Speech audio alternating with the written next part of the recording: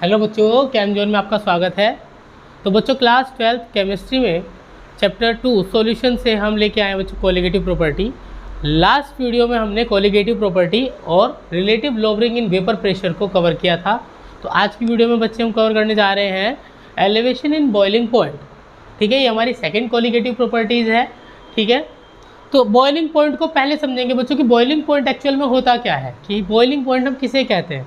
देखिए boiling point क्या है कि a temperature at which vapour pressure of a liquid is equals to किसके, एटमॉस्फेरिक प्रेशर।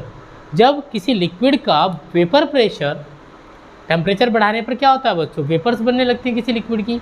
ठीक है, तो टेम्परेचर बढ़ाया जाएगा कब तक, कि जब तक कि उसका वेपर प्रेशर किसके इक्वल ना हो जाए, जो एटमॉस्फेरिक प्रेशर है, यानी कि जो एटमॉस्फेयर का प्रेशर है उसके इक्वल ना हो जाए, तब तक बढ़ने पर। और जब वो इक्वल हो जाएंगे तब वो लिक्विड बॉयल करने लग जाएगा।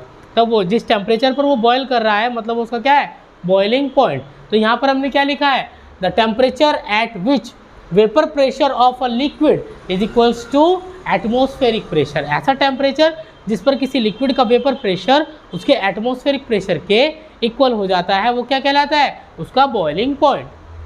ठीक है, तो बच्चों अच्छा हमने रिलेटिव लोअरिंग में क्या पढ़ा था कि जब एक नॉन वोलेटाइल सॉल्यूट किसी लिक्विड में, यानी कि प्योर सॉल्वेंट में जो कि वोलेटाइल नेचर का था, उसमें मिलाया गया तो क्या हुआ, उसका वेपर प्रेशर डिक्रीज हो गया, है ना। उसकी वेपर जो बन रही थी वो कम हो गई। क्यों, क्योंकि सरफेस फिनोमेना मैंने बताया था। तो सरफेस पर यहाँ पर क्या हुआ कि जब वो क्लोज कंटेनर में चल रहा था तो यहाँ पर ये हमारा लिक्विड था, इसमें नॉन वोलेटाइल सॉल्यूट मिला दिया है, तो इसकी सरफेस पर नॉन वोलेटाइल सॉल्यूट के पार्टिकल्स भी आ जाएंगे, जिसकी वजह से इसका वेपर जो है वो कम बनेंगे। ये हमने बताया था। अगर वेपर प्रेशर डिक्रीज़ हो रहा है तो बच्चों बॉइलिंग पॉइंट इंक्रीज होगा। कैसे, ठीक है, अब आपको मैंने डेफिनेशन बताई है कि temperature at which vapour pressure of liquid equals to atmospheric pressure. यहाँ पर ध्यान दीजिए, अगर प्योर सॉल्वेंट में जिसकी हम बात कर रहे हैं, यहाँ पर वेपर बन रही है तो प्योर सॉल्वेंट की वेपर जो है वो ज़्यादा बनेगी, जिसकी वजह से उसका वेपर प्रेशर जो होगा वो ज़्यादा होगा।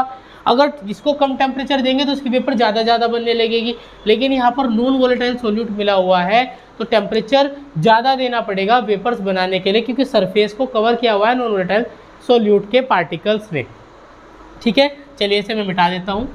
तो जिसकी वजह से क्या होगा, इसका बॉइलिंग पॉइंट बढ़ जाएगा। किसी भी सॉल्वेंट में, प्योर सॉल्वेंट में अगर हम नॉन वोलेटाइल सॉल्यूट मिला देते हैं तो उसका टेम्परेचर क्या होता है बच्चों, बढ़ जाता है। तो मैंने लिखा है when we add a non volatile solute in solvent its vapour pressure decreases. ये हमने पढ़ा था किसमें, relative lowering in vapour pressure में।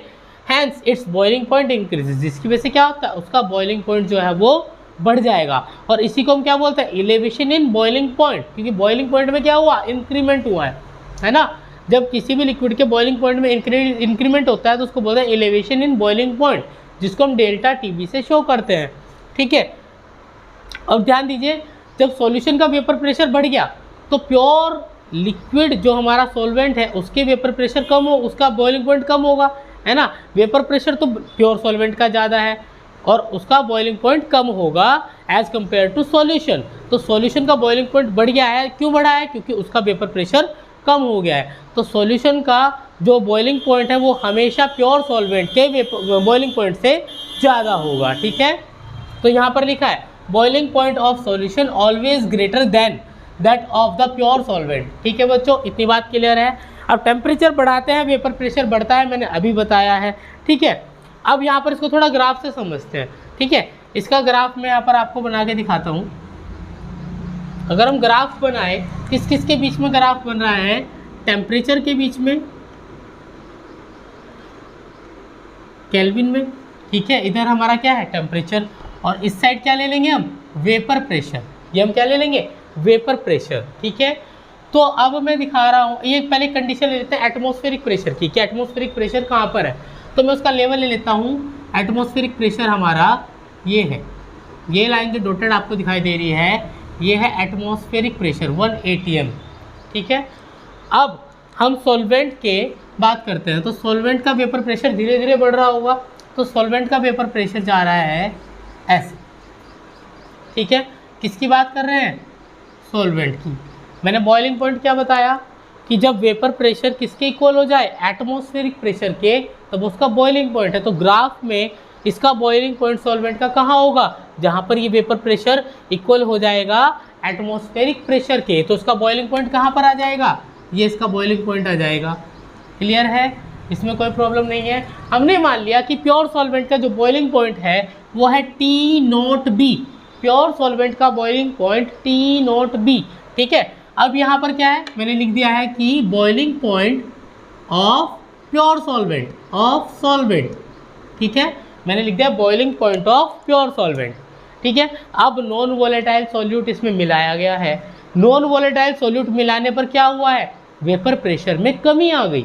वेपर प्रेशर में कमी आई, दैट मीन्स उसका वेपर प्रेशर एटमॉस्फेरिक प्रेशर के इक्वल करने के लिए उसको ज़्यादा एनर्जी देनी पड़ेगी, ज़्यादा हीट देनी पड़ेगी, मतलब उसका बॉइलिंग पॉइंट बढ़ गया। अब जब वेपर प्रेशर में कमी आई है तो बच्चों सॉल्यूशन का ग्राफ ऊपर तो नहीं आएगा, सॉल्यूशन का ग्राफ कहाँ आएगा, सॉल्वेंट के ग्राफ से नीचे, क्योंकि वेपर प्रेशर में कमी आई है। तो सॉल्यूशन का ग्राफ कैसे चल रहा होगा, अब सॉल्यूशन का वेपर प्रेशर ऐसे चल रहा होगा।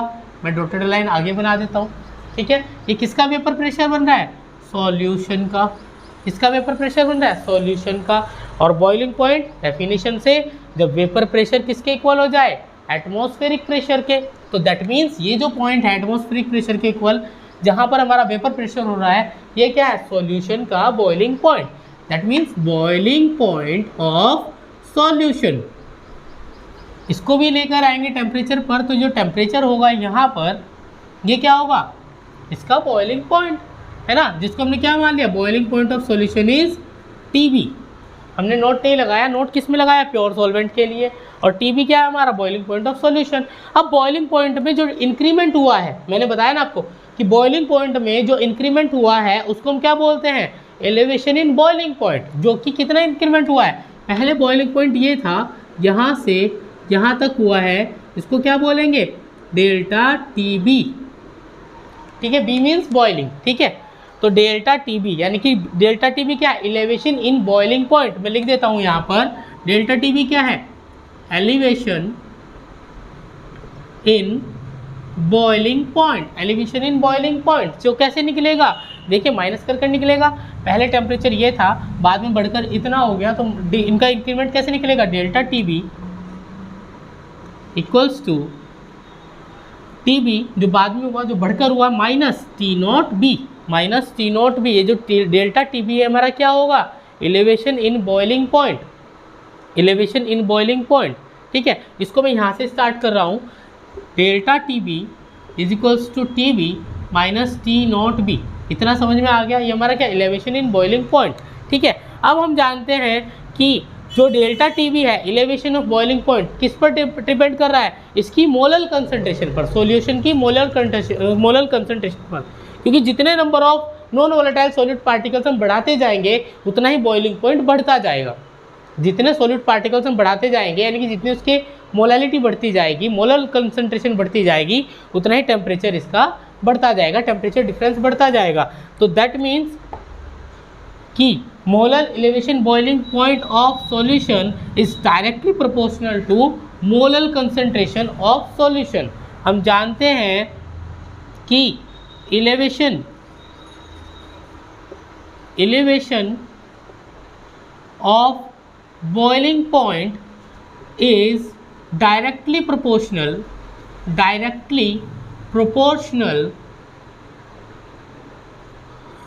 To molal concentration of solution. Molal concentration. ठीक है, तो delta TB directly proportional to molality. अब यहाँ पर फॉर्मूला बनाने के लिए हमें ये डायरेक्टली प्रोपोर्शनल का साइन हटाना पड़ेगा। डायरेक्टली प्रोपोर्शनल का साइन कैसे हटेगा, यहाँ पर कोई कांस्टेंट लेना पड़ेगा। तो यहाँ पर आ जाएंगे delta TB is equals to KB into M। यहाँ पर KB क्या है, KB is molal elevation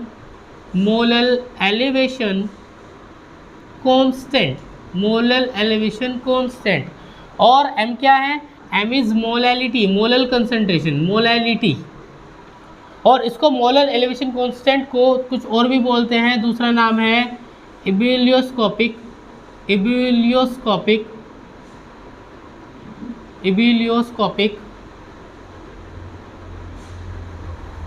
constant.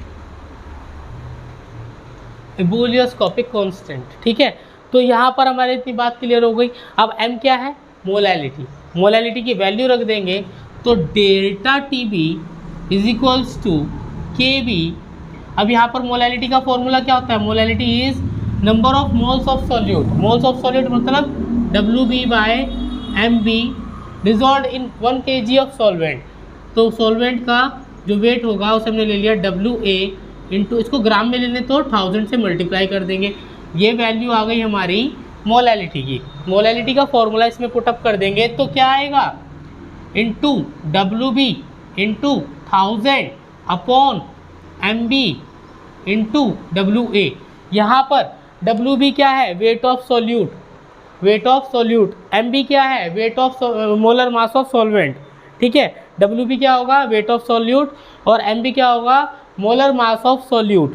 ठीक है, WA क्या है? Weight of solvent. ठीक है, तो ये फॉर्मूला निकल के आता है मोलर एलिवेशन कांस्टेंट का। यहाँ से अगर आपको मोलर मास भी कैलकुलेट करना है तो मोलर मास को यहाँ ले आएंगे, मैं इसको यहाँ लिख देता हूँ और करके, अगर मोलर मास को यहाँ लाएंगे तो उसको यहाँ लाना पड़ेगा। तो MB मोलर मास अगर कैलकुलेट करने के लिए आता है क्वेश्चन में तो KB into WB into 1000 upon में डेल्टा TB आ जाएगा, डेल्टा TB इंटू WA।